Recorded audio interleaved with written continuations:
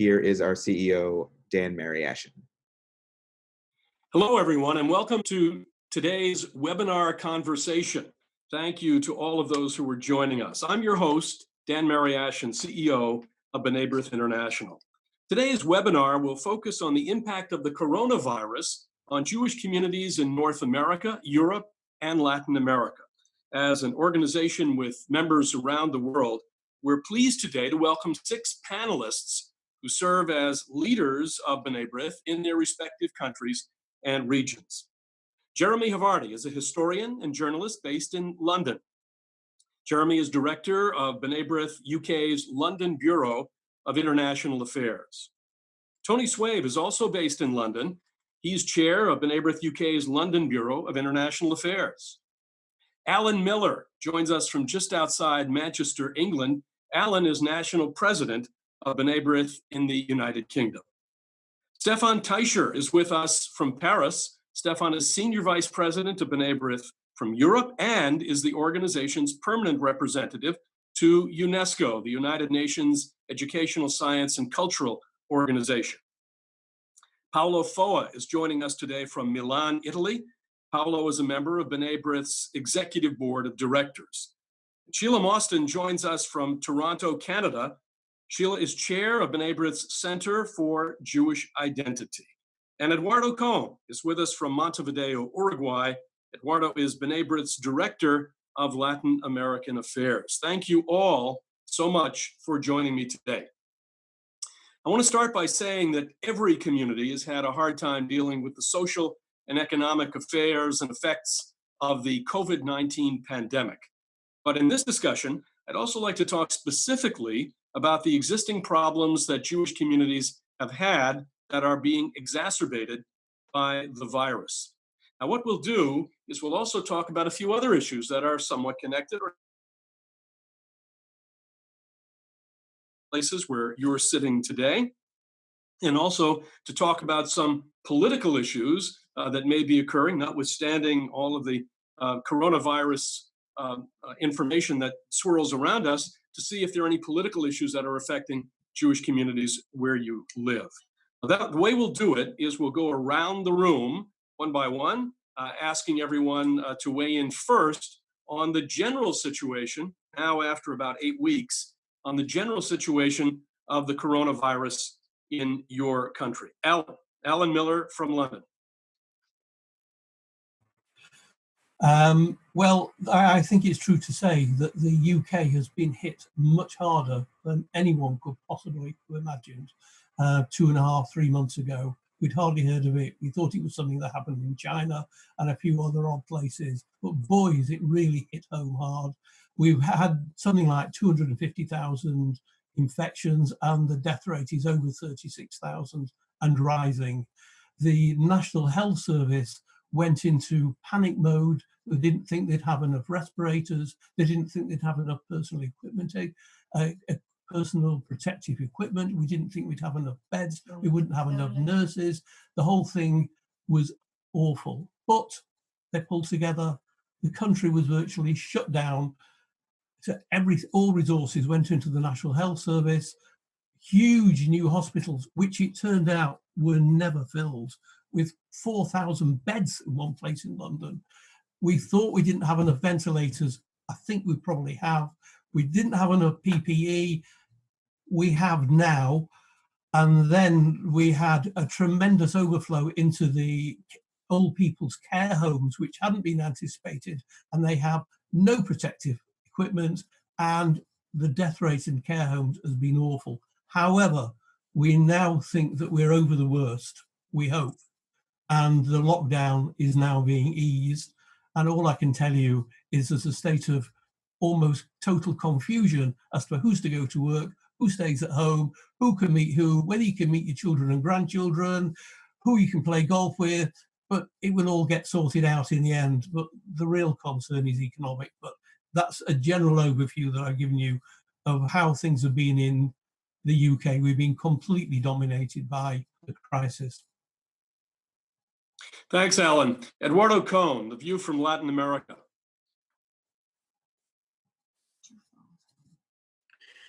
Eduardo? The context to keep doing business as it were as usual is of course not easy. The Jewish communities have fallen in the same scenario that the general population in the region. Loss of business, loss of jobs, synagogues and institutions are closed, colleges are closed. Anti-Semitism is in this moment far from the violence that we can see in other places of the world, but the social media is the main place for some anti-Semitic attacks all over the countries, except from Venezuela. No government endorses any anti-Semitism, and on the other hand, the pandemic and its tragic results of illness, poverty, and unemployment are at the top, so are the main problems. It is very different the way that Latin American countries are facing the pandemic. Brazil is the largest country in the region. Due to the ideas of its president and its confrontation with governors, has the largest rate of corona positives, the largest number of deaths, far from 10,000 dead people, and the sanitary system in cities very big, like Rio de Janeiro, have collapsed. And it is a clear and present danger to neighboring countries, because even when borders are closed, you know that some borders in Latin America are very easy to break. So there are countries that are applying curfews, others are applying quarantines with sanctions if there is disobedience. Some, not the majority, working with healthy and good policies, but there is Venezuela tragedy where nobody knows what happens due to the lack of real info. The general economic situation is very bad, as in the rest of the world, but in Latin America, finally we can find one of the worst scenarios, because the region started facing this pandemic with very bad figures in questions of unemployment, poverty, insecurity, and the pandemic is turning them much worse. So experts believe that in most of Latin America, with very, very few exceptions, economy and social unrest will turn the region back 20 or 30 years. And in this context, in the next minutes, we will talk what we are doing as Jewish communities. Okay, Sheila. Our Canadian population, which is 37 million, is the home of over 400,000 Jews, with Toronto, then Montreal, the largest cities. So we're third in ranking behind Israel and the United States, and we're very close to France. The COVID-19 has not impacted our country as much as Europe and the United States. And most Canadians practice their social isolating and strict hygiene. Our cities were shuttered, except for frontline workers, pharmacies, and food stores, and they're all starting to slowly open up. People really don't know what they're doing, and it's all guesswork. Online shopping exploded. Since the coronavirus, our Jewish way of life has ceased in the traditions of our life cycles. Births, brit milahs, bar and bat mitzvahs, weddings, funerals, holidays. Recently, Pesach were celebrated virtually due to the enforced isolation.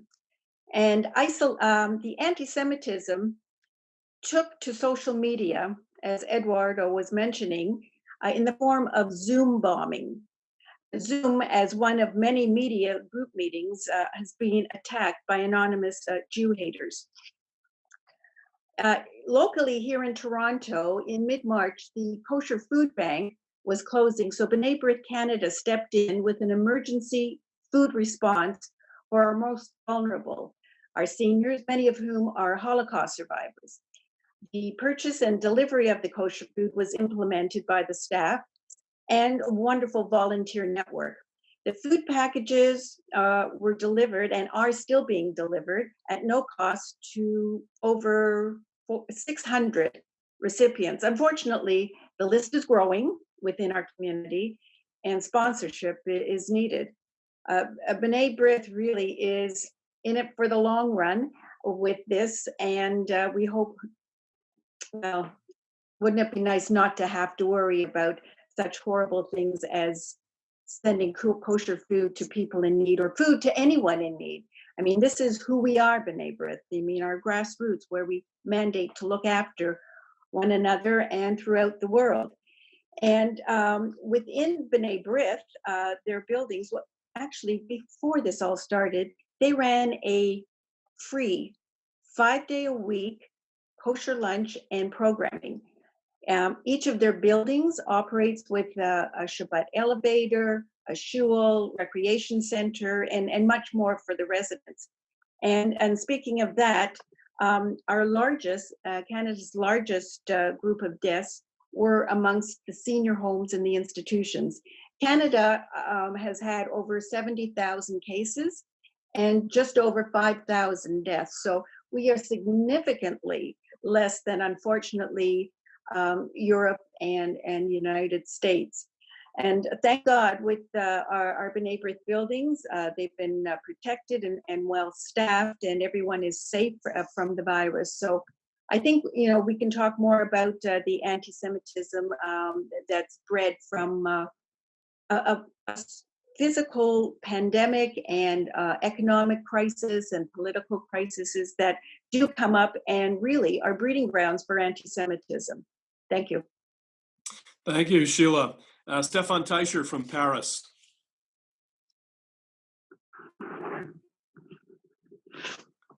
Okay, there seems to be, Stefan, are you there? Yeah, I'm here. You got me? Okay, you're next up. Tell us Okay. about what's happening in France. This was hit very hard, also at the France, beginning. I will tell us stick about to that. I will stick to the pandemic and revert later on in the discussion the other issues. We have now 180,000 cases in France. 27,000 people died, and it's a big issue. Of course, we have started just this Monday unlocking, cautious unlocking, with France being divided into areas, the red one and the green one, Paris being in the red one. And we are looking for the next 3 weeks to see whether we'll see a real improvement of the situation. The figures are now much better since 1 month, especially the people who are in the intensive care units. But the problem is we have not very disciplined people in France. The locking we had was very hard, especially in some suburbs where some minorities are living in very small apartments with many people. So there was not really good locking in this area. I'm sorry, I had a technical problem. So I was just telling, and the other problem, generally speaking, is the very big economic impact of the pandemic. There are over 10 million people who have lost their job for the moment, and everything is paid at a high level by the government. There is a very slow starting up of work in some factories. And we expect, and we'll discuss this in the conclusion, we expect a very hard time in front of us, even when the disease is under control. Okay, sorry for the technical problem. Okay, Stefan, thank you. Let's move to Paolo.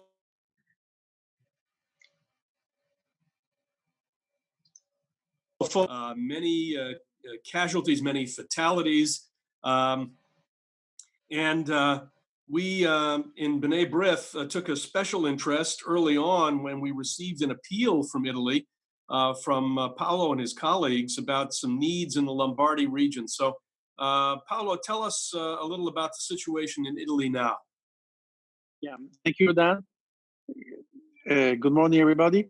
Yeah, the situation in Italy now is better than in the beginning. We are in lockdown since March the 7th, and we has only one red zone all over the country.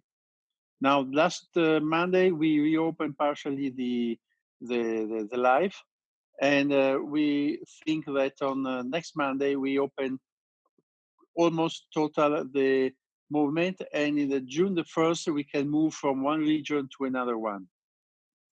The figures in Italy are that since the beginning, there are a total COVID ill around 210,000 people. The people dead are unfortunately 30,000, but a very good number. The healed from the beginning are 110,000 people. So these are good numbers about the healing. In this situation, the Collaborator International make a good, extraordinary operation because in cooperation with the US consulate in Italy, we donate 27,000 face masks to the region Lombardia. That is the most, the region with the total number of people is healed of coronavirus, the worst situation in Italy. They thanks us very much. And I can tell you that we gave the mask on the Monday. In the evening of the same day, the masks were off because all the region asked our face mask. So it was very appreciate our help to the total community. In Italy, yeah, I think that one clarification, Paolo. These were face guards. There were 27,000 face guards, not masks. And the guard, is the guard that the healthcare provider wears over their head. It's a shield, basically. It's a face shield. And there were 27,000 that were shipped from the United States with the help, as Paolo said, of the consulate in Milan, together with the public health authorities and the government of Lombardy region. It really was, as you've just told us, an important contribution to the healthcare efforts in your region. Yeah, they arrived and they use it immediately in one day. They finished because all the hospital know that there was arriving, and all the hospital that make a reservation. And I call the people on the region the Monday, the day after, in the morning, and on the day after we gave the shields, and they told me they already finished. So they very appreciate. And in Italy, our GDP could be decreased about between 6 and 9%. And we have big trouble in the restoration, in the tourism, and in the shops. So this is the situation, and we hope that the government make a good action. We suggest to government some solution to give money directly to the people. And we hope to economy can restart from the next weeks. Okay, Paolo, thank you very much. I want to go now to Tony to talk about, again, if we can drill down a little bit in terms of the impact on the Jewish community itself. Why don't you tell us a little about that in the UK? Well, the impact on the Jewish community has been, was already mentioned. It stopped communal activity in the normal sense. All the shuls are closed, like all the churches are closed. Virtual use of technology for things like funerals, because there are restrictions on numbers and so on. So there is a problem there. For the Orthodox, there are alternatives to saying Kaddish. So they have to make reservations. I'd have said that the majority of the Jewish community has behaved itself like anyone else. There's not a problem. The Haredi, there is a problem. Apart from very large families which have problems with, social distancing,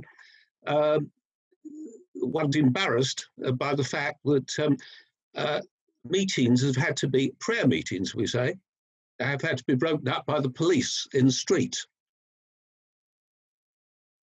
Now, this is not following out of guide led by the government and the vast majority of the Jewish population. It's embarrassing, but it's happened. The death rate among Jews, who are only a small proportion of the British population. We're much smaller than many of the others present in this discussion, has in fact been quite high. It's about 5 times higher than you might otherwise imagine.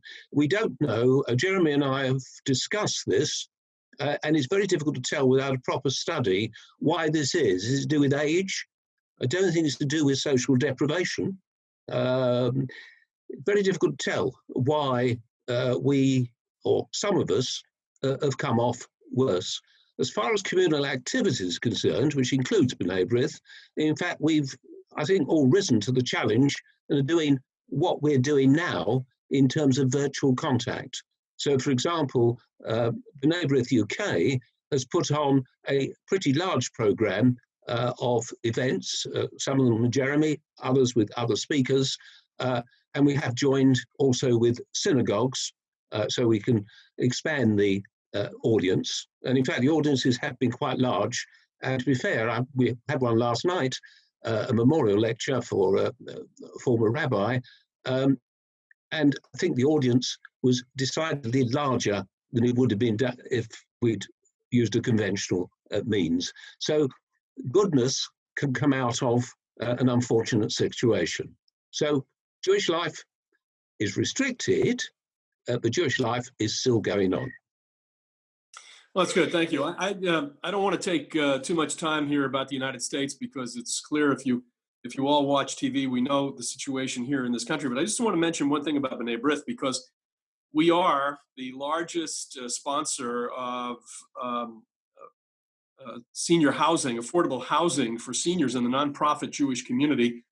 Our 38 properties in 28 cities have about 4,000 apartments, about 5,000 or 6,000 residents. These are not nursing homes. These are homes, these are properties where there is independent living for seniors. And we've done a lot about this over the last 2 months in terms of working with our managers in all of these places to make sure that there is a safe and secure environment for seniors. And the seniors in our facilities are Jewish and non-Jewish. It is non-sectarian housing. And it's a great story. And our best practices in terms of making sure that the seniors are safe and secure, that they're able to get their groceries, that they're able to, even though they can't have contact with one another, there are ways of reaching out to each of them to make sure that they are living still in a very dignified way through this coronavirus. And it's worked out quite well. And there are people who are looking at the example of our B'nai B'rith housing facilities for information and best practices about how to treat and care for and look after seniors in this unique pandemic in which we're living. I want to move now to the question of anti-Semitism in your countries. If you can tie it at all to, if there's any from the coronavirus, and there certainly has been. The Iranians, for example, are leading the way in terms of blaming Zionists and Israelis, and the classic anti-Semitism that Iran normally exhibits. It is continuing through the coronavirus, except with a new twist that Jews or Israelis and Zionists are to blame for it. So, Jeremy, let's bring you in to hear from you and see what you can tell us about that from the perspective of London. Sure. Well, I was going to say that I will touch definitely on anti-Semitism and coronavirus. The UK has had a big election, of course, a few months ago, and the biggest threat to the UK Jewish community in the form of a Jeremy Corbyn-led Labour government was removed because he was comprehensively defeated. And one important thing, I think, is that now you have Her Majesty's opposition led by a kind of centrist, moderate figure, a social democratic figure called Sir Keir Starmer, who has apologised profusely for harm that's been done to the Jewish community. He's promised to put things right. Personally, I think that the jury is out, because we wrote to him and we said that there are 3 things we want you to do. We want you to expel anti-Semites from your party, some of whom would no doubt be peddling a lot of the anti-Semitic conspiracy theories about coronavirus. We want you to have a transparent process for dealing with racists, and also accept the conclusions of the European, the report that's going to come out as to whether Labour is institutionally anti-Semitic. We believe that it was under Corbyn, and that's obviously something they've got to accept. In terms of anti-Semitism and coronavirus, there's no doubt that we have seen a resurgence of what I would call the kind of medieval blood libel, the kind of notion of the Jews as poisoners of Gentiles. Those tropes have definitely resurfaced in the coronavirus. And we've seen a lot of evidence of this. There are commentators, political commentators in places like Turkey, Iran, a number of Islamists and Salafists who have peddled the idea that the coronavirus has come from Israel, that it's been produced by Zionists for nefarious reasons, for example, for financial reasons or to try and gain some kind of control of the world. There are some who say it's being done with the United States, so it's a kind of Zionist American plot. So really a lot of the traditional ideas that you find of from the Protocols of the Elders of Zion, of Jews trying to control the world, and as I say, this medieval notion of the Jews trying to poison other people, it has resurfaced definitely during the coronavirus. Not just, I have to say, in the Middle East. I mean, you also do find some radical leftists that are harmful, noxious conspiracy theories that somehow coronavirus is a kind of Jewish or Zionist or Israeli invention. And I guess the obvious point to make here is that they are still doing the same thing, which is they're trying to hide behind the notion of a Zionist conspiracy to hide their anti-Semitism. And of course, the moment that you start unpicking what they're actually saying, it's quite obvious that they're simply borrowing from the traditional anti-Semitic stereotype. So in a time of crisis, which we're now living through, in a time of radical transformation, anti-Semitism has been, it's been galvanized and it has appeared. And of course, we're doing everything we can to highlight it and to fight against it. It's true. The more things change, the more they stay the same. So if we go back to the Black Plague of the Middle Ages, Jews were scapegoats, and we see some of this we see a good deal of it on the internet, but not only in the internet. It's important that we watch this and respond to it, of course, carefully and quickly. Stefan, what are you seeing in France on this? Is there a connection? French websites regarding coronavirus and the Zionist community? First, I will just say a few words about your first point, how the community was impacted in France by the pandemic. We say that we paid with many people who died from COVID-19 in France in the Jewish community. Some articles reporting a figure for 1,300 dead people, which would be 5% of the deaths compared to a level of 1% of the population. We have to be cautious because the gap is so enormous with the average percentage. But too many personalities, top rise, president of Jewish News, former Shoah people escaped from the camps. And because we have made the Jews in nursing, in Jewish nursing homes, and it was a really big pity. Back with anti-Semitism, we have, since the beginning, we had very strong problem because the Minister of Health, this time it started, was Jewish. Her name is Agnès Buzyn. And one of the, her husband was the former president of one of the major research institutes on pandemics, Mr. Levy. And the man who was making every day the report, the general manager of the health office, health minister, is Mr. Salomon, who is the grandson of Captain Dreyfus. And and of course, not to mention the many Jewish doctors and specialists who were on every day on the TV. And what triggered the big problem was a big fight we had in France. I don't know if you heard about it. regarding treating the COVID with hydrochloroquine, this medicine, and with one doctor in France who has put it forward and who said he has very big positive results on this.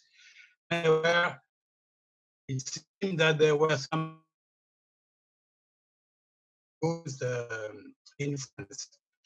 And the conspirators, the complotist people, they say that it was a plot of the Jewish pharmaceutical and medical lobby to prevent the authorization of using hydrochloroquine in order to sell better medicine. And so you had, I would like to show you this kind of picture.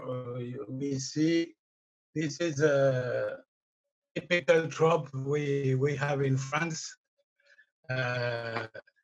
So we had a very strong campaign on this, and then it has. Yeah, Stefan, we're having a little bit of difficulty hearing you. I don't know whether it's the connection or not, but if maybe you might step back a little bit from the mic in your computer or in your iPad. That looks better. So why don't you go ahead? Okay.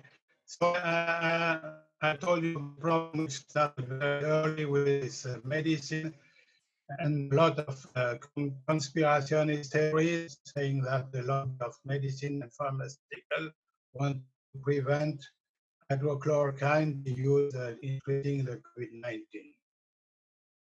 It stopped a bit because it appeared that this doctor who was a promoter of this treatment, he was presented that was attacked by the Jewish lobby, but in fact he's a very good friend of Israel. He's married with a Jewish woman, and so it lost some power in this campaign. But we still have a lot of very troubling campaign in France, and we are very worried about didn't slow down during all these pandemics.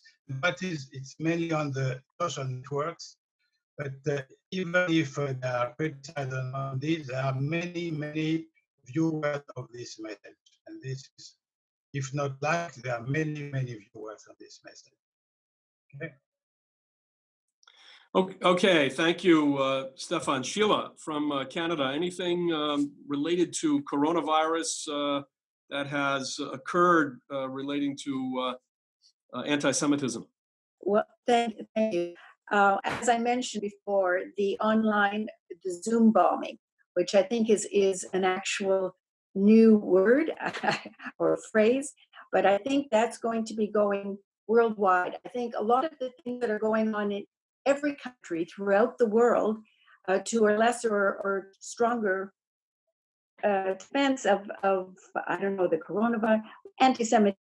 And there was significant upticks in the incidents for the first consecutive year, with more than 6 incidents daily plague our community. And the pandemic really has caused more hatred within online harassment. And I think that's because everybody is isolated. That's the only form that they can use to get to us is our doors, and we walk out.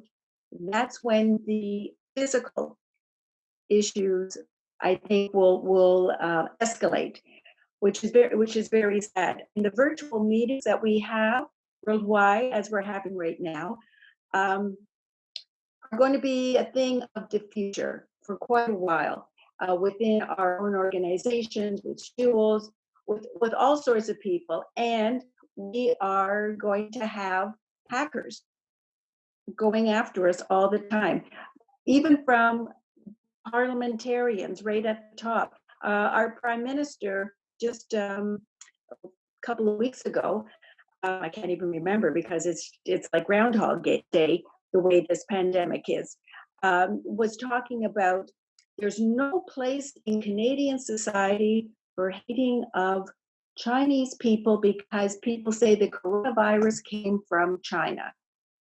But then in his next breath, he said, there shouldn't be hatred for any minorities, including Jewish people. And thank you, B'nai B'rith Canada, for standing up against anti-Semitism. That was so left field, but we were really taken by that comment. Well, So that's my that is take on it interesting, for and now. it's good to hear that that we were mentioned. We have just a little bit more time left, and we have still a couple of people to go here. So, relating to anti-Semitism, Paolo, what have you seen? Anything at all in Italy connecting the coronavirus to our community? No, we are very lucky for that because here in Italy, in the last 2 months, no one spoke about Jewish people, spoke about anti-Semitism. So all population were concentrated to fight coronavirus, and we don't have increasing of anti-Semitism. But we are watching very carefully what is the position of our government that is going closer to China and Russia, respect the traditional alliance with the United States, and is very slowly but continuing. So this is something that is very, for me, is worried. And so we are watching what is happening, but anti-Semitism is not growing in the last 2 months. Eduardo, you'll wrap it up for us. I just want to make sure that we don't miss to go back to B'nai B'rith and the kinds of things that we have done as volunteers. There have been a couple of very, very good stories coming out of Latin America. Why don't you tell us about that? And then just to wrap up, if you also see any kind of connection on anti-Semitism where you are and from your perspective. Yes, you're right. As B'nai B'rith, what we try to do in this virtual time is to work in 2 important fields. In the question of donations, all the countries, all B'nai B'rith is trying to do things, but I want to put 2 big examples. B'nai B'rith Panama, together with the Jewish community in Panama, have made 3 important donations. We are talking about a lot of money. And it has been a lot of medical equipment to hospitals for all the country and infrastructure for foster homes. In Uruguay, we have B'nai B'rith Uruguay have donated 1,000 baskets of food last month, and yesterday another 1,000 baskets of food. We have delivered it to the government, to the National Emergency System, which is the government. And of course, they have thanked it, and it has shown what B'nai B'rith is able to do to help the entire community. Next week, B'nai B'rith Uruguay will give a very huge donation to the Diabetes Association, and it will be distributed in hospitals. So this is one side of the coin, to do donations and to show that B'nai B'rith is concerned about the community. The second thing is to show to our constituency, but to open it with certain measures, because we know the Zoom bombing is dangerous. But we are doing, as B'nai B'rith Latin America, we are doing all the weeks an important or debates or lectures about the issues of anti-Semitism and Israel. Next Monday, we are doing a debate with 2 important journalists about the question of annexation, yes or no. We know that there is no annexation, but it's an issue, and we invite journalists if they want to get in, and they discuss it. The important thing that we see is that the journalists that B'nai B'rith brought to Israel last week in the program with Alan Schneider in Israel, they have realized that B'nai B'rith is an asset. This morning, Gabriel Ventasgal, which is the director of Hatzad Sheini and was the guide of the journalist, was interviewed by one radio station in a radio show in Uruguay in the morning, and 2 days ago in Argentina, and the last week in Chile. So we have that network to show what Israel is doing to combat coronavirus. And he explained about the things that Israel is doing and how he's trying to get out with this disease.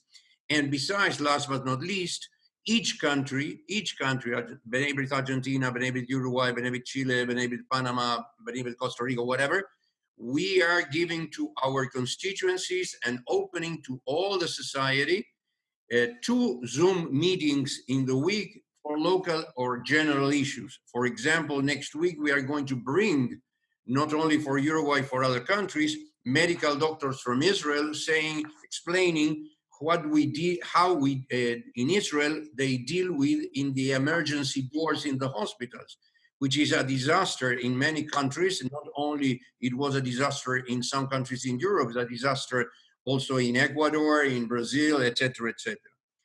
And last but not least, as you said, the question of anti-Semitism now is split. I mean, Venezuela is very complicated because Venezuela has Hezbollah inside, is Iran helping the disaster situation in Venezuela. Venezuela is a narco state, so we have that problem not only as a danger of anti-Semitism, it's a danger for all the region. I mean, it helped very much what Germany did, but the only country that has decided in Latin America that Hezbollah is a terrorist organization is Argentina so far. So this is a problem. But the rest of the countries, we find open governments trying to ask for help through the Jewish community to Israel, help from doctors or whatever, and we try to help, and they show it. And I would put only one example to end. Yom HaShoah, of course, was commemorated virtually as Yom Ha'atzmaut, Yom HaZikaron, and Pesach. But in Yom HaShoah, the communities made virtual programs. In the case of Uruguay, the president of Uruguay, which came into office March 1st, was one with a wife lighting one of the candles. And there was messages from other governments to the ceremonies of Yom HaShoah or Yom Ha'atzmaut. So we find that in this moment in Latin America, the problem that we have, as I said first in my first intervention, is the question of social media. And we are facing not problems, but we are facing attacks, and we have the support of the governments, always except Venezuela, Cuba, I don't speak because it's too long, but except Venezuela. Venezuela is not attacking us all the time, but is attacking Israel. And the worst thing that we have with Venezuela, shame, but real, is that it's a member of the Human Rights Council, which is unbelievable, but that's what is going on. So I think I was too long if you want to make another question, but I tried to show the scope of what is going on in this vast region of 600 million people, which is Latin America. Well, it's a good way to end up. I want to thank everybody. We could really go on. As we all know each other, and we could spend at least another hour to talk about these issues in greater detail.